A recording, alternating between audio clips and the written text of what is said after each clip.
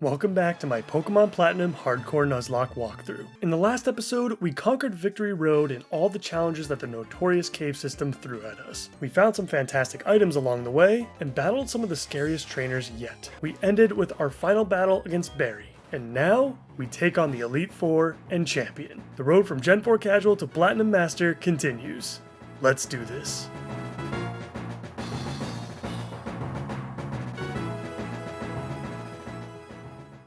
This will be our final team to bring this walkthrough home. Plenty of familiar faces for sure, and wouldn't you know it, Pelipper is sticking with us until the very end. The addition of Rotom is fairly new for the most part, and was definitely the final Pokemon added to the team. I ultimately decided that I needed a fast electric type to deal with some of the flying and water type threats that the league will throw at us. We of course have our tried and true Ace, who's been with us from the very beginning. Infernape will do Infernape things against this league. His speed is going to be key against threats such as Cynthia's Lucario, and his power will be needed against the bulkier threats like Lucian's Bronzong. Next up is our insanely tanky Pelipper. Just look at that defense stat. Pelipper put in the work to be here as our water type, and she'll be playing the pivotal role of drowning Bertha under an infinite sea of water. She'll also be generally helpful against any physical-based threat if needed. Moving on to our other fighting type powerhouse, Gallade's moveset hasn't changed at all, and it hasn't had to. With Gallade's massive attacking stat and fantastic coverage setup, our boy is going to get a lot of work in on this league. Now we have our Weavile,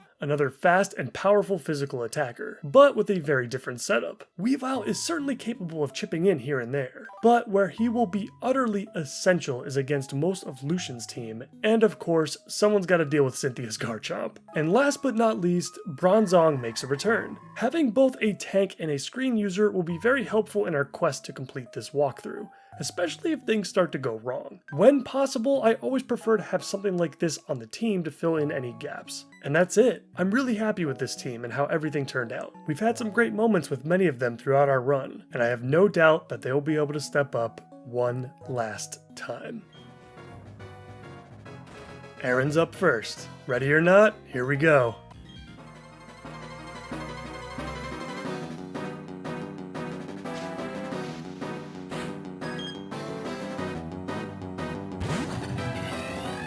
Yanmega is up first against our Rotom, and what you'll notice immediately is the gap in levels between these two Pokemon. Sinnoh's Pokemon League has one of the biggest differences in levels between the first member of the Elite Four and the champion, which overall makes Aaron a fairly easy affair. His team isn't without its fair share of threats though, and our next matchup is a perfect example. Scizor is very strong here despite the level gap, and can be quite the handful without a fire type. Luckily for us, we've got the best fire type to handle this.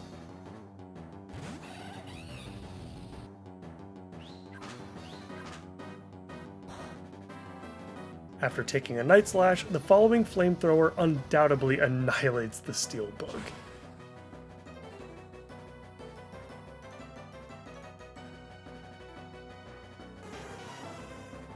With Aaron's Ace now in to counter our own, we want to get Gallade in to fire off some Earthquakes. This Drapion is very tanky, and will most certainly take at least one hit, even from a super effective Earthquake from a Pokemon that nearly has 200 attack. I sent in Bronzong first just to be extra careful and set up a Reflect.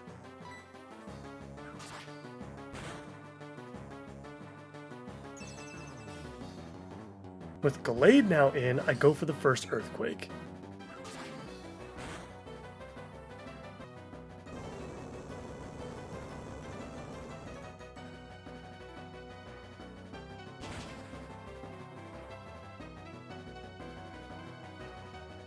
And even with the Expert Belt, it just barely doesn't kill. I'm glad I went for the Reflect the first time here, as back-to-back X-Scissors could have caused some problems if crits were involved.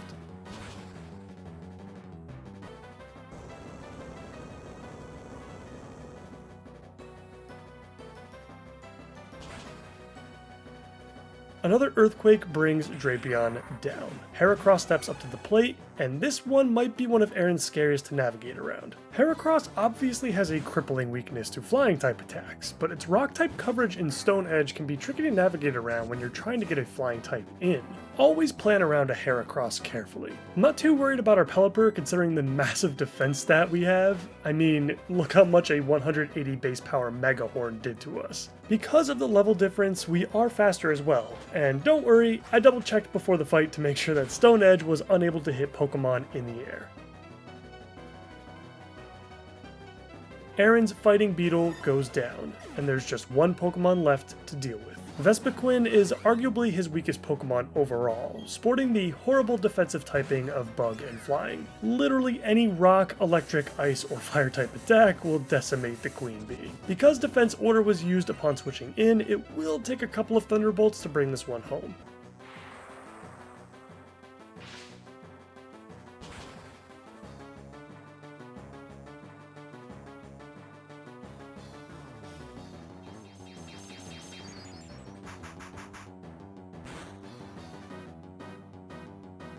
And despite the crit coming in from Power Gem, we were nowhere near any sort of danger.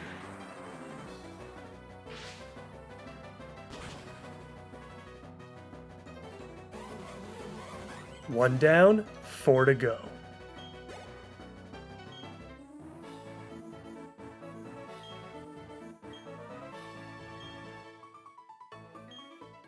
Sinnoh's token old person is up next. Bertha and her ground types won't stand a chance.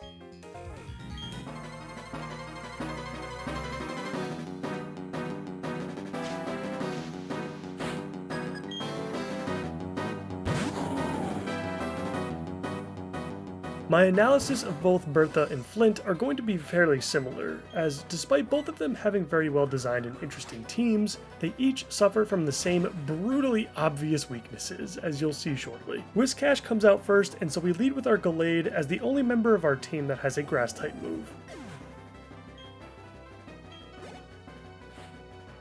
After burying Whiscash in its own mud, Gliscor comes into play. And now I switch into Pelipper in anticipation of that Earthquake. Because Gliscor is a fairly powerful physical attacker, actually really the entire team is, I didn't want to risk taking a crit from Thunderfang, so I switched into Weavile to take Gliscor on instead. A 4 times super effective Ice Punch should certainly spell doom for the Flying Ground type.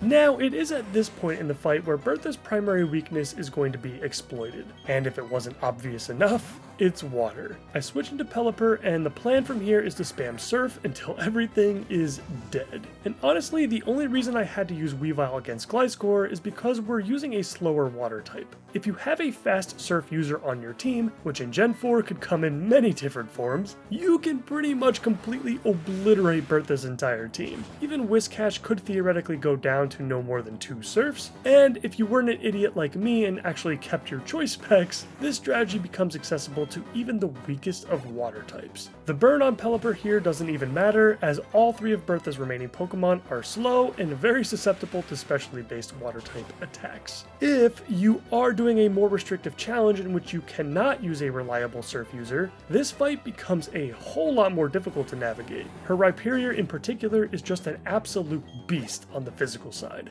and Rock Wrecker will probably comfortably kill anything that doesn't actually resist it. Also remember that Hippowdon will cause a Sandstorm to occur upon switching in, and in this generation, that's a boost to her Rock type's special defense, so if you are performing damage calculations beforehand, make sure you take that into account.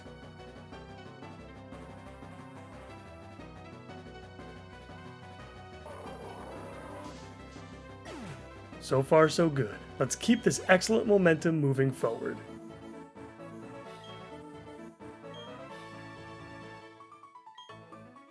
The third member of Sinnoh's Elite Four is the Fire-type user, Flint. Poor guy doesn't know what's about to hit him.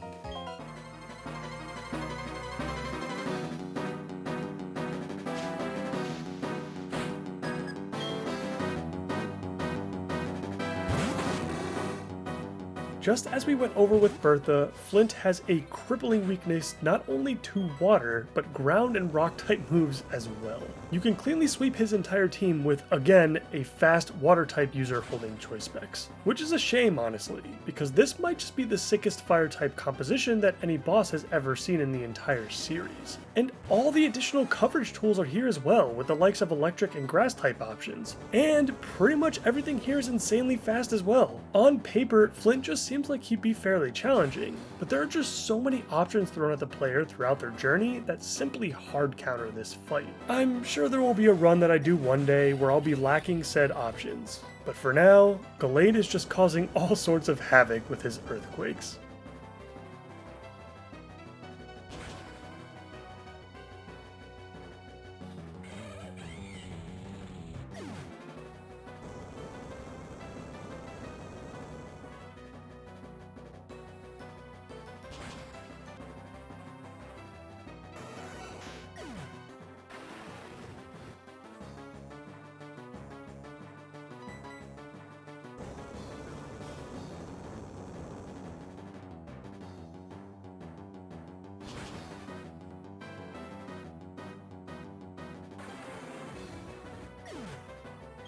Another one falls, but now things are going to start to get very interesting.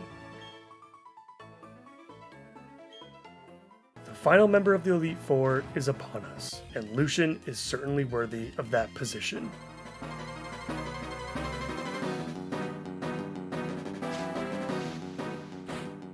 Now luckily for us, we've got one of the best answers to some of Lucian's most powerful threats. Any dark type will obviously be a great tool to have, if for nothing else than to use as a pivot against all of the psychics that will inevitably be used throughout the battle. But Weavile is particularly useful with its physical prowess. Psychic types generally lean towards having bulkier special defenses rather than physical, so keep that in mind as you plan for this fight. Physical attacks will be much more useful against pretty much everything here, except for Bronzong. The fight starts and Mr. Mime falls easily to one of our brutal Night Slashes. Super quick note on that Mr. Mime, it will try to use either Reflect or Light Screen right off the bat, so if you can't one-shot it, make sure you factor that into your damage calculations. With Lucian's ace now coming in, I now switch into our Bronzong to take the incoming Drain Punch. The plan will be to set up a Reflect to heavily reduce the incoming physical onslaught.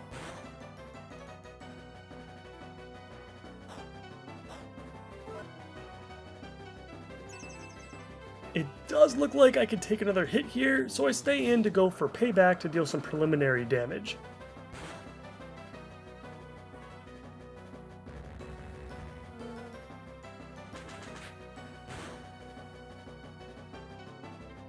This will be very helpful for us as we try to finish it off with Pelipper.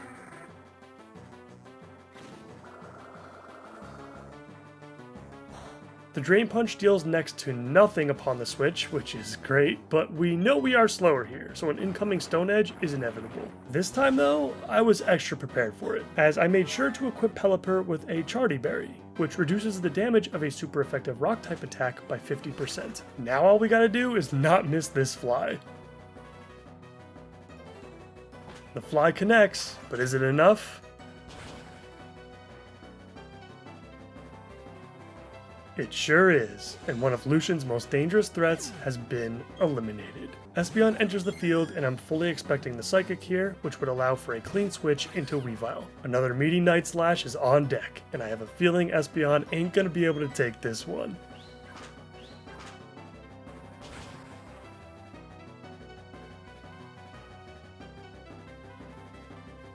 Lucian's evolution falls, and now we've got this thing to deal with. This Bronzong is rough. It's really not weak to anything outside of fire, and it will always take at least one hit, sometimes several, in order to take it out. What's scary about Lucian's is that it comes with Calm Mind for setup, and if you're not able to respond to it quickly enough, you can easily get swept by this thing. Not gonna lie, I was actually getting pretty nervous about this one. I switched into her Infernape as I knew I wasn't going to have to worry about Psychic coming out at least, and I felt confident I could take at least one Earthquake. However, Bronzong goes for the Calm Mind, which poses a few different issues here. 1, my expert belt boosted flamethrower is no longer going to eliminate the floating bell in a single strike. 2, because Bronzong now needs to be hit twice, a Calm Mind boosted psychic now has a chance to kill us on a range. But 3, if I switch into something else and it uses Calm Mind again, I could be seriously screwed. Because as it stands right now, nothing else on my team will deal enough damage to take it down before it destroys everything. After thinking about it for a bit, I decided that I would just have to take our chance with Infernape. I pressed Flamethrower and sent a quick prayer to Arceus.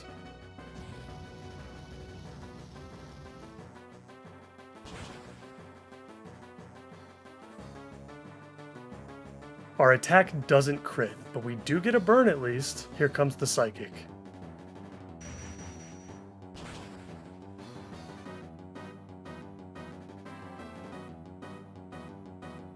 And unfortunately, our ace falls. I'm sorry, buddy. I should have spent more time thinking about this one. Assuming I can get through the rest of this fight somehow, Cynthia is certainly going to be interesting. I'm expecting a full restore to come out now, of course. That burn could have potentially screwed me over, but I'm thinking that Gallade could possibly take a hit if needed, since his special bulk is far bigger than our Infernapes. Luckily, it looks like Gallade won't have any issues taking Bronzong out with a couple of close combats. The reason I couldn't use Gallade before was because the first close combat would have lowered our defenses, leaving us wide open for a counter Psychic to deal massive damage. Bronzong finally goes down, and now we've got Lucian's final Pokemon in Alakazam, yet another terrifyingly fast and hard-hitting threat. Again, this is where your Dark type is going to, very ironically, shine the brightest. I switch into our Weavile again on the Psychic, and because we invested a bit of speed EVs into him, we are plenty fast enough to outspeed and slam the Yellow Spoon Man with our signature Night Slash. Lucian is finished.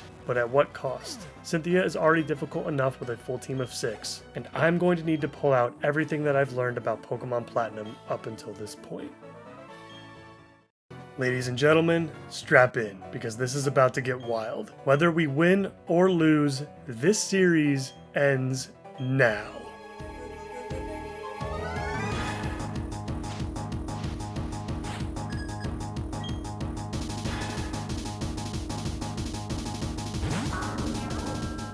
Cynthia's Spiritomb is up first, and I decided to go with Bronzong to attempt a Toxic Stall. Bronzong isn't necessarily very helpful on most of the other Pokemon that Cynthia has, outside of maybe Milotic, where we could have potentially used a similar strategy. Spiritomb is extremely annoying to deal with, as it is very bulky, and of course its primary niche being that it lacks a single weakness. When preparing for Cynthia, save Spiritomb for last, and just go for a Pokemon that isn't necessary on any of her other Pokemon. There was a lot of back and forth here between Shadow Balls and Poison Ticks. The light screen was definitely helpful, but there's just so much damage coming out right now, and I'm not exactly sure how this is going to play out. At this point, with Spiritomb's health now in the yellow, I have kind of a decision to make here. Our only attacking move right now is Psychic, which in hindsight was a bad idea if my entire plan for Bronzong was to use it only on Spiritomb and nothing else. And just as I feared, the next Poison Tick brings Spiritomb low enough to where Cynthia will use a full restore in the next turn. I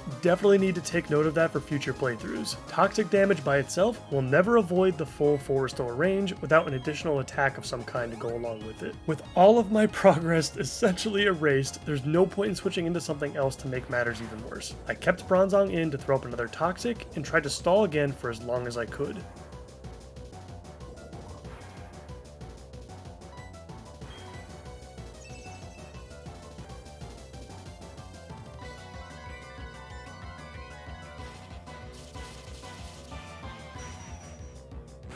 Spiritomb wasn't having any of that though, and a critical strike brings our Bronzong down. Alright, 4v6, no biggie. The following tick of poison damage brings Spiritomb to around 70%, and Gallade is the only one that can potentially bring it down from there. But even then, I'm probably going to need a crit to do it. I go for the Earthquake.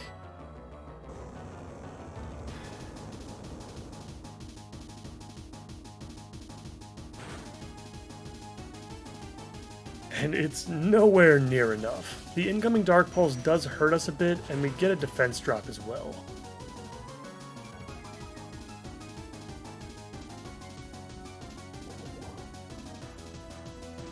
The next tick of poison damage isn't even enough to take out Spiritomb, but thankfully, Cynthia opts to not go for another full restore, which is absolutely huge for us. Cynthia's first Pokemon is finally down. Togekiss comes out now, and luckily our plan to deal with it is still intact. This is one of, if not the biggest assignment we have for our Rotom. Upon switching in, we get hit with the not very effective Air Slash that takes out nearly a third of our health. Not actually looking great so far. We are faster at least, and we get off a powerful Thunderbolt.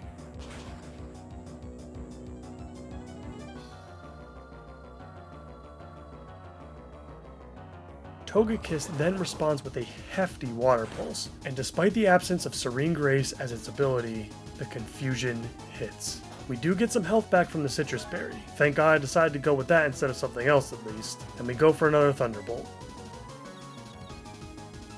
We hit ourselves in confusion, but luckily no crit from the incoming Water Pulse. This is it. Rotom has to break through here. Rotom clutches one out for us, and Cynthia's second Pokemon falls, leveling the playing field.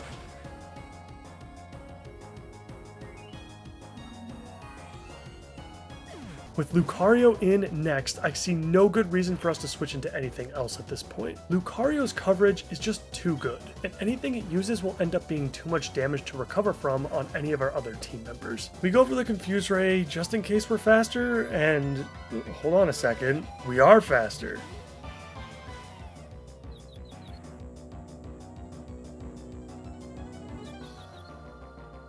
Lucario hits itself with Confusion on the first turn, and then I decided to respond with Ominous Wind on our next turn. I did this because I was fairly certain our Gallade would be faster and could easily finish the job from here, and I wasn't entirely sure if Thunderbolt was going to kill or not, because if it didn't, I could have been risking another full restore. In hindsight, this was probably incorrect, and I should have just gone for Thunderbolt again. As you'll notice, we actually got the Omni Boost, but it wasn't going to be enough to mitigate the incoming damage. We send in Gallade to avenge yet another fallen team member.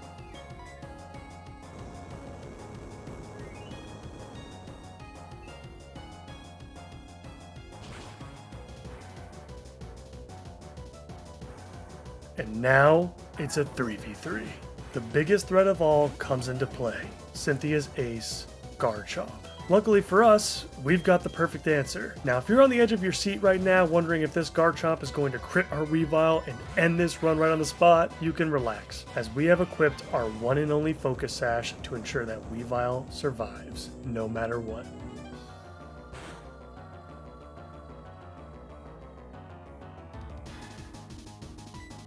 You were born to do this, buddy. Bring that thing down.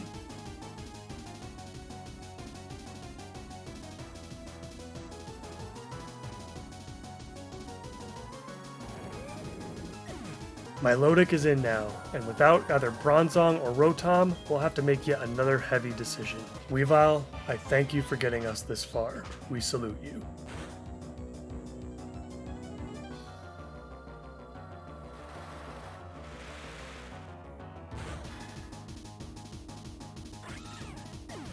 While Pelipper is still with us, I think we all know that Gallade is truly the only one left that can possibly bring this one home. I just checked, and Leaf Blade is a range.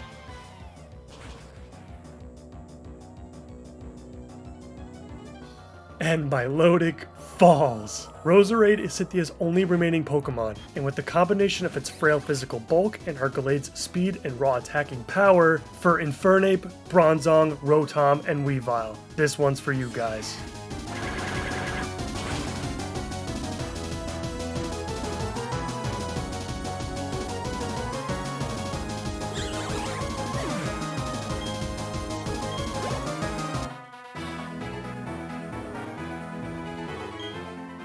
And with that, this series is now over. I want to thank you guys so much for following me through my walkthrough journey. Your tips and comments were so much fun to read and were incredibly helpful. I got to use a variety of Pokemon that I have never used before in a casual playthrough, or at least not in over a decade, and I had a blast with this one. But despite everything I've learned over the course of making this series, there is still so much more to this journey. I'm very excited for the playthroughs ahead, and I hope you are as well. In the meantime, as usual, Please like the video if you liked it, and subscribe for more content like this. That's it from me.